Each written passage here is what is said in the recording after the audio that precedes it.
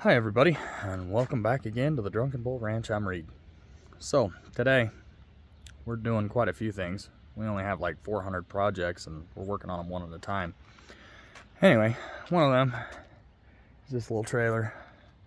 My daughter and her boyfriend are turning that into a welding trailer, so I put it on the four-wheelers and hauled it up here so that they could work on that. Now the other thing is that we are taking this guy apart.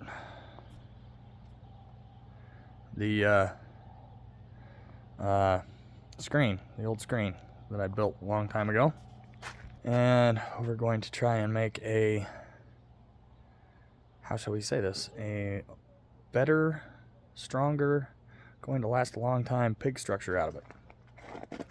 Or shelter, I guess I should say. But what I wanted to show you, well, one of the things I want to show you, that we have this little carport that we got. It's made by Vevor.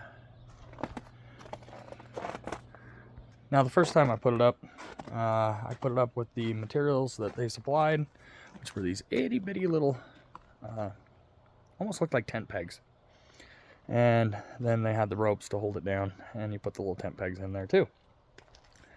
And then they had sandbags that you could put on the legs to hold it down. I'm going to say that that did not work really well due to the wind up here. I may have mentioned this in another video, I can't remember. Anyway, so what we did is we made some stakes about 12 inches long out of rebar. And here you go. It's right there. We pounded them in the ground. And then we staked it down with the rope. And I'm going to say that this bad boy has not moved since. Now, we did have to order some additional parts from Vevor because when it came down, it bent some stuff. And honestly, they were pretty good about it, and they sent them to us. But in here, hold on, I have the little Ford Transit van. And I'm working on it. I've got a mess in here, but I've got this little propane heater in here. When I fire that thing up, it gets 90 degrees in here, even with the openings in the sidewall there. So, I'm actually kind of a fan of this thing. It, for a temporary shelter, works awesome, as long as you got the heater. But, what I'm doing on the van, let me show you here, is, we're changing the head.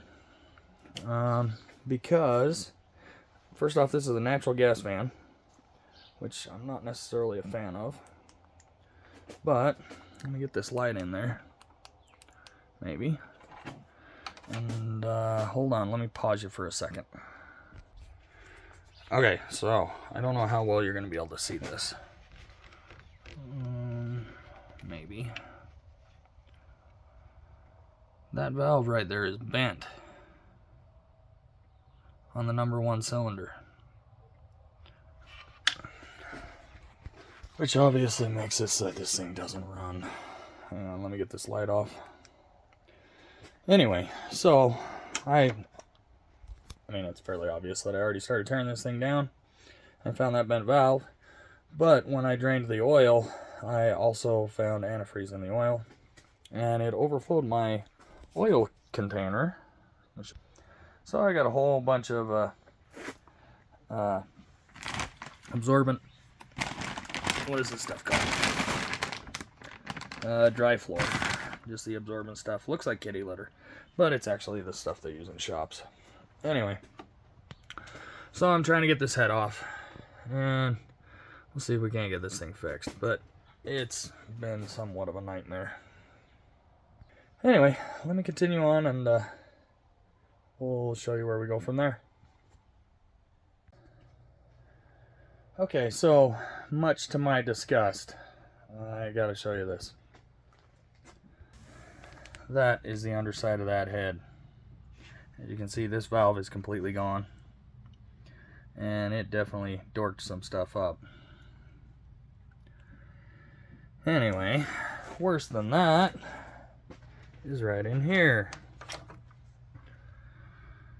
there's no piston there, and there's a hole right there.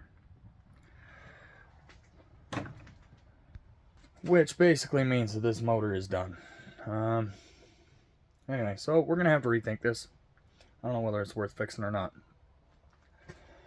So, yeah, on that happy note, I think I will end this video, and we'll let you know what happens. But, as always, support your local farmers and have a wonderful day. We'll talk to you later.